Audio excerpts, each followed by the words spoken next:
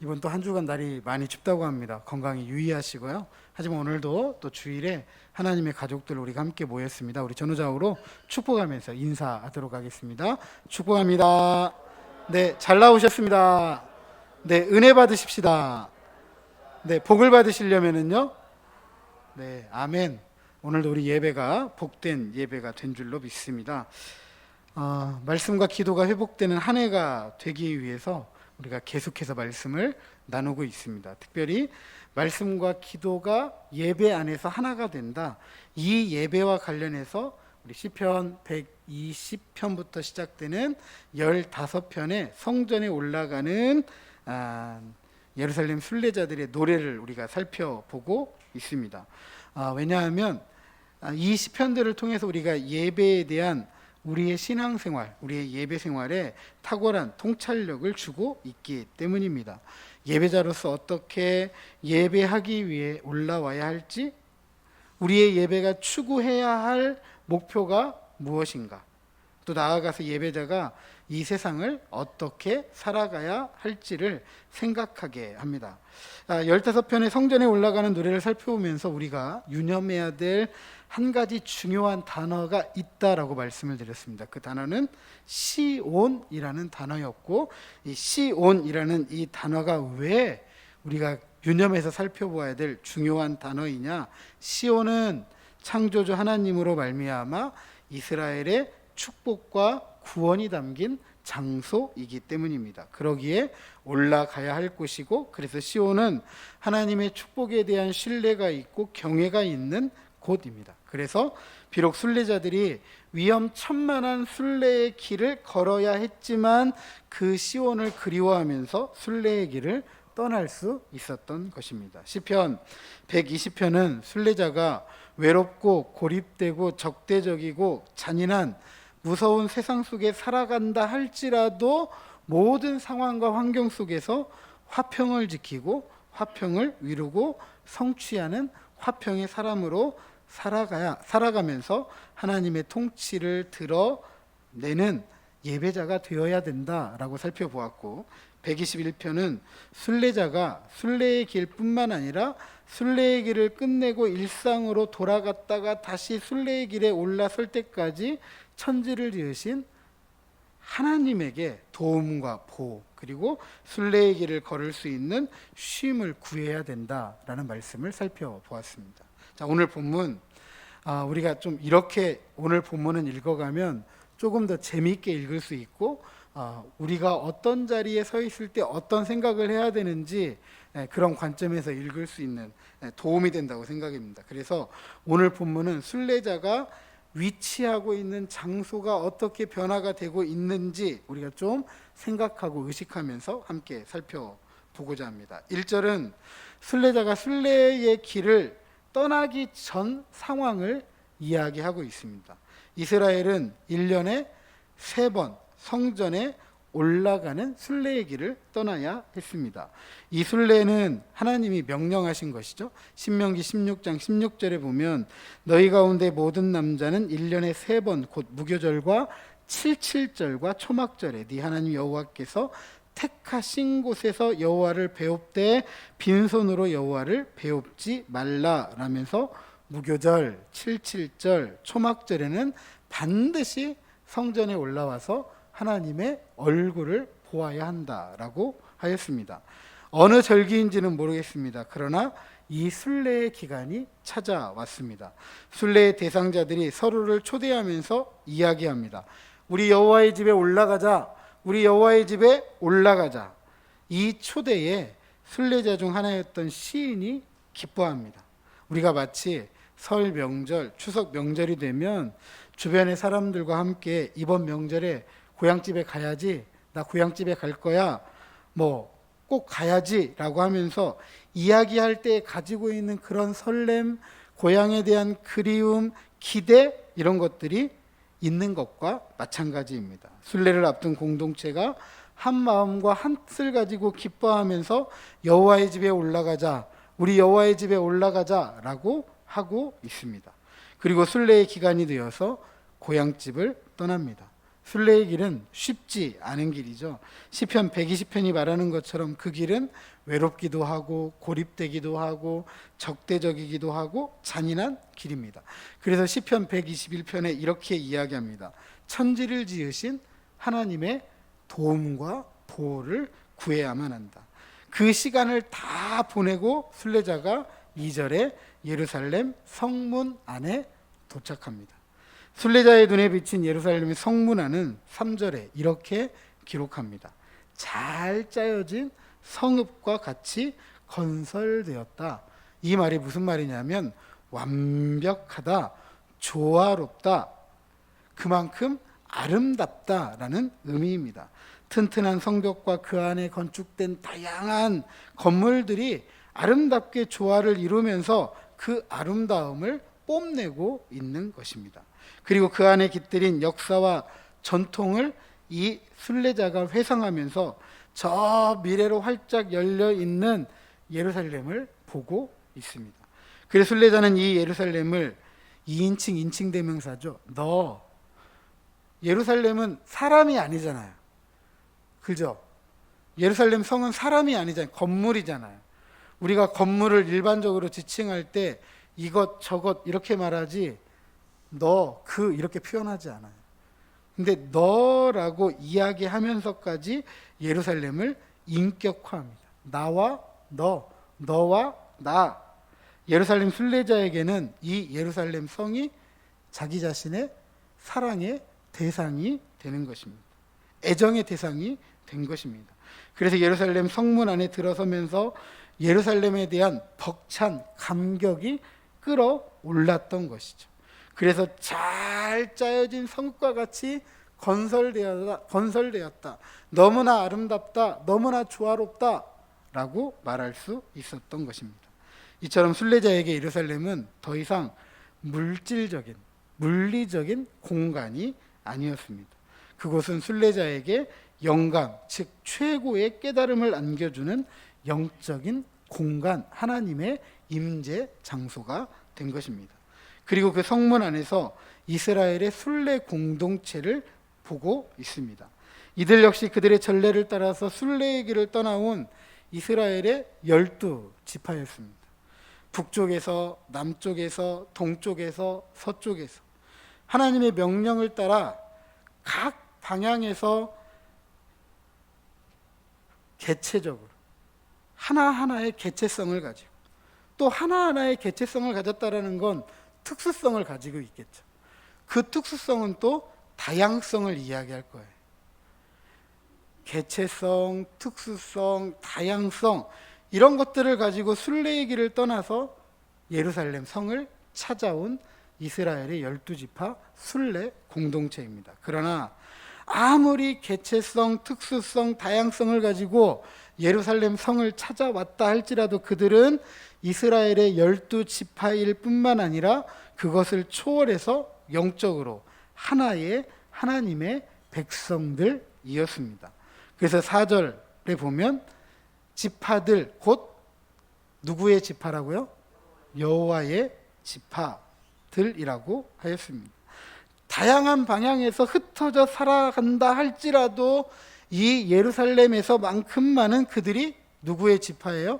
여호와의 지파로서 하나이다라는 것을 인정해야만 하고 그것을 받아들이고 하나의 공동체로서 하나님의 이름에 감사하려고 하나님 앞에 나아가는 것입니다. 성경에서 이름은 그 사람의 인격을 말합니다. 따라서 여호와의 이름에 감사한다라는 것은 여호와 즉 하나님에게 감사한다라는 것을 말합니다. 하나님에게 무엇을 감사하는 것일까? 이스라엘이 하나님께 감사해야 될 이유가 무엇일까? 6월절로 시작해서 시작하는 이 무교절, 이스라엘이 출애굽을 기념하며 지키는 절기입니다. 또 77절은 출애굽한 이스라엘이 가나안에 들어가서 이 출애굽에서 광야 40년 동안 농사를 못 짓죠. 그죠? 하나님께서 주시는 하늘의 신령한 음식인 만나를 먹고 메추라기를 먹고 하나님께서 내어주신 물을 먹으면서 광야를 지나왔다가 이제 하나님께서 약속하신 가나안 땅에 들어가서 농사를 짓고 첫 번째 거두는 열매를 하나님 앞에 드리는 절기가 77절입니다. 그리고 마지막 수장절은 출애굽한 이스라엘이 광야 40년 동안 초막 생활을 한 것을 기념하며 지키는 날입니다. 그래서 무교절, 77절, 수장절은 하나님께서 이스라엘을 어떻게 구원하시고 보호하셨는지를 회상하고 기억하고 생각하고 감사하며 기념하며 지키는 절기입니다.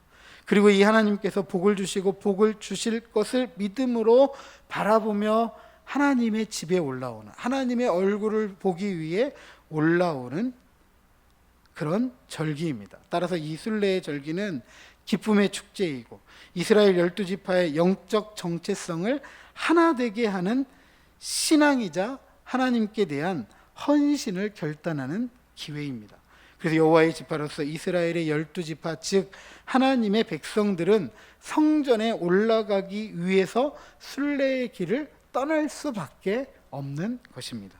지금 순례자인 시인은 순례자로 예루살렘에 올라온 이스라엘 순례 공동체를 바라보면서 그 공동체 안에 서 있는 자기 자신을 보면서 영적으로 하나로서 하나님 앞에 나아가기 위해 하나님의 구원을 감사하고 기뻐하면서 하나님께 대한 헌신을 결단하고 있는 것입니다. 그리고 이제 순례자인 시인이 심판의 보좌, 곧 다윗의 집의 보좌 앞으로 나아갑니다. 심판의 보좌는 정의가 시행되는 왕권, 통치를 말합니다. 정의를 시행하는 왕권, 통치를 다윗의 집의 보좌, 즉 다윗 그리고 다윗의 후손들에게 주어졌다라는 이야기이죠. 하나님은 정의로운 자신의 통치를 다윗과 다윗의 후손을 통해서 이 땅에 행사하시기를 원하셨습니다. 그리고 실제로 역사 속에서 하나님은 다윗의 집안에서 이스라엘의 사사들이 수행했던 직무를 수행하게 했을 뿐만 아니라 다윗의 자식이었던 솔로몬의 통치를 통해서 신적 정의에 기초했다라고 성경은 이야기합니다. 이로써 예루살렘은 단지 순례의 장소로서만이 아니라 정의가 선포되고 정의가 시행되는 장소이기도 했습니다. 즉 영적인 장소이면서도 사회적인 장소가 바로 예루살렘이었습니다. 순례자들은 하나님을 예배하면서 하나님의 정의를 깨닫고 하나님의 정의를 이 땅에 이루고 성취하는 사람들이 되어야 된다라는 것을 요구받았습니다. 순례 공동체에서 정의 공동체로 이 세상을 살아가야만 하는 것이죠. 그래서 순례자로 예루살렘에 올라온 이스라엘 12지파 순례 공동체는 다양한 방향에서 개체성과 특수성과 다양성을 가지고 왔다 할지라도 정의 공동체, 다시 말씀드리면 이 안에는 차별이 없는 하나인 공동체가 될 수 있었던 것입니다. 그러기 위해서 시인인 순례자가 이렇게 간구합니다. 우리 6절 같이 한번 읽어보죠. 6절. 자, 시작. 예루살렘을 사랑하는 자는 형통하리로다. 아멘. 시인은 예루살렘의 평안을 구합니다.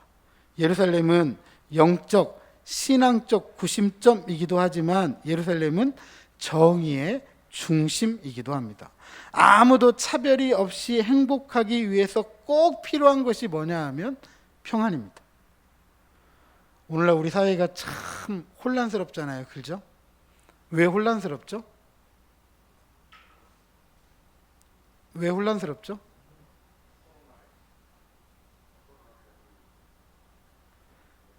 불편해요. 불안하고 불편하고 힘들고 어렵고 그 이유는 다양하죠. 그렇죠? 그 이유는 가장 큰 문제는 물론 경제적인 문제이겠지만 다양한 이유로 인해서 불안하고 불편해요. 뭘 뺏긴 거죠? 우리가 흔하게 일상적으로 살아갔던 삶의 평안을 다 빼앗겼기 때문에 그래요. 이처럼 평안은 마음의 평안을 이야기할 뿐만 아니라 사람이 살아가는 모든 삶의 자리를 다 포함한 안전도 포함되고 보호도 포함이 됩니다. 따라서 평안에는 이런 것들이 들어가겠죠. 전쟁이 없어야 됩니다. 그죠? 우크라이나, 러시아하고 지금 임박한 전쟁 이야기 때문에 세계가 시끄럽잖아요. 우리나라도 지금 정신이 없어요. 과연 전쟁이 났을 때 우리나라에 어떤 피해가 있을까? 벌써 물가가 올라가고 원자재 가격이 올라가고 나니까 다양한 면에서 지금 살기 힘들다, 더 어려워질 것이다, 이런 이야기들을 예측을 참 많이 하고 있습니다. 전쟁이 없는 것, 굶주림이 없는 것, 공포가 없는 것, 위험이 없고 억압도 없고 근심도 없고 염려도 없고 걱정도 없고 질병도 없고 기타 등등 우리가 살아가면서 짊어져야 될 불안과 불편, 이런 모든 것들이 없는 것을 평안이라고 이야기합니다. 그럼 이 평안은 사람이 이룰 수 있나요, 없나요? 사람이 이룰 수 있나요, 없나요? 이룰 수가 없는 거죠. 그래서 누구에게 기도하는 거예요? 하나님께 기도하는 겁니다. 하나님께 이렇게 기도하면, 그렇게 하나님께서 평안을 주신 사람들이 예루살렘을 사랑하면서 순례의 길에 오르면 순례 공동체들은 기뻐요, 안 기뻐요? 기쁘죠. 삶의 형통이 있는 거죠. 형통할 수밖에 없습니다. 다시 말씀드리면 예루살렘의 평안은 예루살렘에 올라오는 예배 공동체, 순례 공동체, 여호와의 지파인 이스라엘의 12지파의 형통을 의미하는 것이기도 합니다. 따라서 예루살렘에 대한 평안을 구하는 것은 하나님의 선물을 구하는 것이지만, 그 평안을 위해 순례자들이 정의를 실천할 때 결과적으로 순례 공동체 모두가 형통함을 누리게 되는 것입니다. 이제 시인은 심판의 보좌에서 더 성 안으로 깊이 들어갑니다. 그곳에는 하나님께 봉헌된 성전이 있습니다. 이 성전은 하나님께서 임재하시면서 이 성전을 찾는 자들에게 복을 약속하신 곳이기도 합니다. 그러기에 시인은 성 안은 평안이 있어야 하고 다윗의 집에 보좌가 있는 왕궁은 형통해야 된다라고 간구합니다. 그리고 이것을 찾은 순례 공동체들을 위해서 간구합니다. 8절에 내가 내 형제와 친구를 위하여 이제 말하리니 네 가운데에 평안이 있을지어다. 다양한 곳에서 개체성과 특수성과 다양성을 가지고 왔던 순례 공동체가 이 시인인 순례자에게 누가 되었어요? 형제와 친구들이 되었어요. 어떻게 보면 한 번도 얼굴을 본 적이 없는 사람들일 수도 있을 수 있습니다. 어떠한 교류가 없었던 그런 이들일 수 있어요. 그런데 그런 이들이 하나님의 집에서 누가 됐다고요? 형제가 되고 친구가 되었다. 이처럼 하나님의 집에서는 남녀노소, 빈부귀천, 쥐고아를 막론하고 그들 모두가 하나님의 백성, 하나님의 자녀로 하나가 되는 곳입니다. 그래서 시인인 순례자는 순례 공동체를 위해 평안을 간구하는 거죠. 나하고 전혀 관계없지만, 내가 한 번도 본 적도 없고 한 번도 교류한 적이 없지만 그들을 위해서 기도할 수 있는 거예요. 누구기 때문에? 형제이고 친구이기 때문에.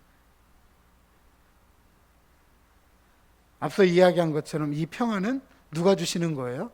하나님께서 주시는 것이기 때문입니다. 그리고 이제 순례자들이 순례를 마치고 집으로 돌아갈 시간이 되었습니다. 하나님의 가족들이 세상으로 나아갈 시간이 되었습니다. 그래서 마지막으로 간구합니다. 우리 9절 마지막으로 같이 읽어보겠습니다. 시작.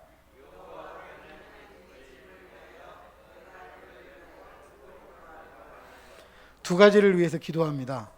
뭘 위해서 기도하죠? 첫 번째로 하나님의 집을 위해서, 두 번째로는 너를 위해서 기도한대. 예루살렘을 향한 순례를 설렘으로 열렬하게 기다리고 기뻐했던 순례자였기 때문에 하나님의 집을 위해서 기도할 수밖에 없죠. 그리고 하나님의 집은 각 처소에서 객체성과 특수성 그리고 다양성을 가지고 올라왔던 순례 공동체를 하나님의 백성을 하나님의 자녀로 하나가 되도록 하였기 때문에 기도할 수밖에 없는 것입니다. 이 기도가 순례를 마치고 돌아가는 마지막 간구이자 인사라는 측면에서 다시 순례의 기간이 찾아올 때까지 순례자는 그 순례의 시간을 기쁨으로 기다리면서 예루살렘을 그리워하고 나아가서 함께 순례할 공동체를 내가 생각하고 기억하겠다. 이 순례자의 경건한 신앙심뿐만 아니라 형제애까지 느낄 수 있는 구절이라고 생각이 됩니다. 사랑하는 성도 여러분, 성전에 올라가는 노래의 핵심은 시온이라고 말씀을 드렸습니다. 오늘 우리가 살펴본 시편 122편이 다른 시편에서 말하는 시온과 다른 독특한 성격을 가지고 있습니다. 그것은 다른 대부분의 시편이 시온을 말할 때에 시온 자체에 대한 찬송을 담고 있습니다. 시온 자체에 대한 찬송. 그런데 이 우리가 오늘 살펴본 시편 122편은 시온을 향해서 순례의 길을 출발하고 도착하고 환영하고 작별하는 그 자체를 찬송하는 시편이 122편입니다. 이것은 우리가 예배자로 하나님 앞에 나올 때에 어떤 예배자로 나와야 되고 어떻게 예배해야 되고 그리고 어떻게 예배자로 세상에 나아가야 되느냐라는 귀한 통찰력을 줍니다. 우리는 어쩔 수 없이 예배자로 나오는 어떤 사람들과는 다르게 모든 상황, 모든 환경에서 참된 예배자로 순례자처럼 이 예배를 설렘으로 그리고 열렬하게 기쁨으로 기다려야 한다라는 사실입니다. 오늘 예배자로 이곳에 나오실 때에 설렘이 있으셨습니까? 열렬하게 기다리셨습니까? 오늘 예배 가자라고 할 때 기뻐하셨습니까?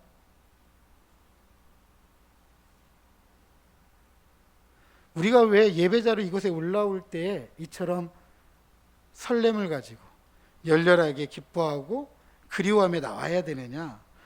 예배자로서 우리가 만나게 될 하나님은 우리를 구원하시고 보호하시는 분이기 때문입니다. 복을 주셨고 복 주시기를 원하시는 분이기 때문입니다. 그래서 우리가 예배자로 나올 때 설렘이 있어야 돼. 오늘 하나님은 나에게 어떤 복을 주시기를 원하실까? 내가 오늘 만날 하나님은 어떤 하나님이실까? 그런 열렬하게 기뻐하고 그리워하는 마음을 가지고 예배자로 올라와야 된다라는 사실입니다. 또한 예배자로 나올 때 내가 편한 물리적인 공간을 차지하고 있지는 않은가 생각해 봐야 돼요.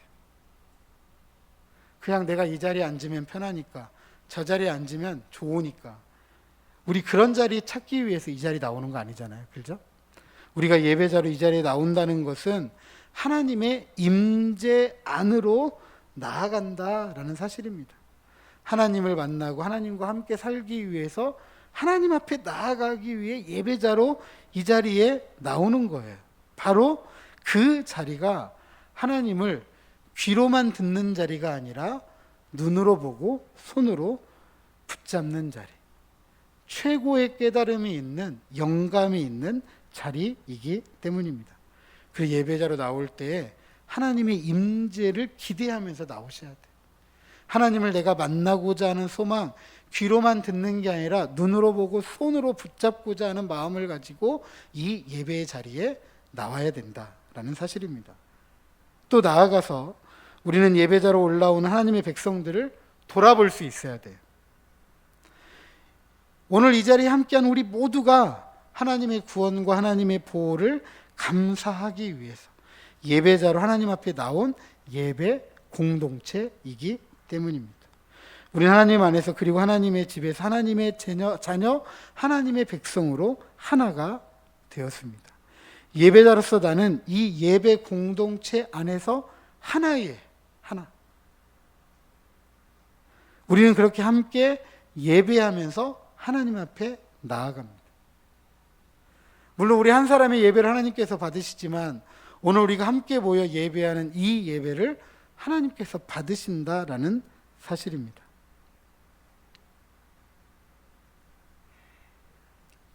그래서 우리는 오늘 우리 예배에 누가 하나님 앞에 예배 공동체로 올라왔는지 돌아볼 수 있어야 돼요.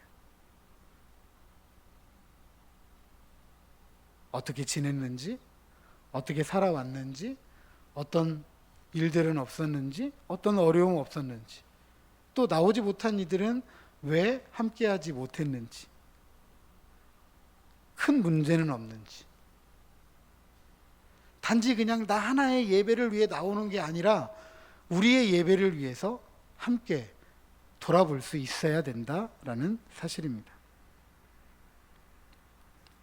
그리고 이렇게 우리가 하나님의 예배 공동체로서 함께 하나님께 나아간다라는 것은 하나님 앞에서 우리가 하나로 살겠다, 즉 하나님의 정의가 드러나는 그런 통치를 이루고 성취하는 삶을 살아가겠다라는 결단을 포함하고 있습니다. 그러기에 예배 공동체로서 우리 안에는 서로의 안전과 서로의 번영을 위해 기도하고 기꺼이 헌신할 수 있어야 됩니다. 그래서 우리는 서로의 평안을 구해야 되고, 그리고 평안의 삶을 살아갈 수 있도록 사랑의 섬김을 다 할 수 있어야 됩니다. 자, 우리 옆에 있는 분들에게 같이 구해 보시죠. 네. 당신의 평안을 간구합니다. 네. 안 써본 표현이라, 안 써본 표현이라 어색하잖아요. 이건 이제 우리식 표현이고요. 이스라엘식 표현은 샬롬이 샬롬. 항상 이스라엘은 이렇게 인사합니다. 예수님께서 부활하시고 두려움에 떨고 있던 제자들에게 찾아가서 뭐라고 인사하죠? 너희에게 우리가 그렇게 표현하지만 샬롬. 네. 이렇게 우리가 구할 수 있어야 돼요. 당신에게 평안이 있기를 원합니다. 평안을 구합니다. 우리는 그 어떤 존칭, 직분에 굉장히 좀 신경을 많이 쓰다 보니까 참 말 한마디 건네기가 되게 어렵잖아요. 그죠? 네. 말 한마디 건네기가 되게 어렵습니다. 자, 어찌되었든지 간에 이처럼 평안을 구하는 것은 하나님의 백성으로서 우리 서로에게 마땅히 해야 될 일이에요. 어떻게 보면 이것이 가장 서로의 안전과 번영을 보장해주고 섬겨주는 가장 첫 번째 일이라고 저는 생각이 됩니다. 그래서 저는 교회 우리가 만날 때마다 어떻게 인사하죠? 뭐라고 인사하죠? 축복합니다. 복을 빌잖아요. 서로에게. 축복합니다. 축복합니다. 이게 가장 기본이에요. 내가 줄 수 없고 누가 줄 수 있어요? 하나님께서 주실 수 있기 때문에 그렇습니다. 그리고 내가 할 수 있는 일을 그 다음에 찾는 거죠. 그리고 마지막으로 예배자로 세상에 나아갈 때 우리가 다시 예배자로 나아올 때까지 그 시간을 어떻게 보내야 되죠? 앞서 이 순례자가 그랬던 것처럼 예배에 대한, 예배로 나아가는 것에 대한, 하나님의 임재로 나아가는 것에 대한 설렘이 있어야 돼요. 그것을 기다리는데 어떻게 기다려요? 열렬하게. 여호와의 집에 우리가 올라가자라고 할 때에 어떻게 했겠어요? 여호와의 집에 올라가자, 가자 이렇게 했겠습니까? 아니죠. 그 시간을 기다렸던 사람들은 얼마나 크게 외쳤겠어요. 왜냐하면 그날은 기쁨이기 때문에 그렇죠. 우리가 그렇게 그리워하고 열렬하게 기뻐해야 된다. 그리고 함께 나올 예배 공동체를 생각하면서 기억하면서 기도할 수 있어야 하는 것이죠. 이것이 참된 예배자로서 가져야 될 경건한 신앙심이자 우리가 하나님의 가족으로 하나가 되었다라고 할 때 말할 수 있는 형제인 것입니다. 왜냐하면 우리는 하나님께 나아가는 예배 공동체, 예배자이기 때문입니다. 부디 오늘 시편이 순례자처럼 예배자로 올라오기 전부터 그리고 예배자로 세상으로 나아갈 때까지의 예배자의 태도를 우리가 기억하면서 그런 참된 예배자로 이 땅을 살아갈 때 경건한 신앙심과 형제를 가지고 하나님의 예배 공동체를 섬기고 세워가는 저와 여러분 우리 모두가 되시기를 주님의 이름으로 축복합니다.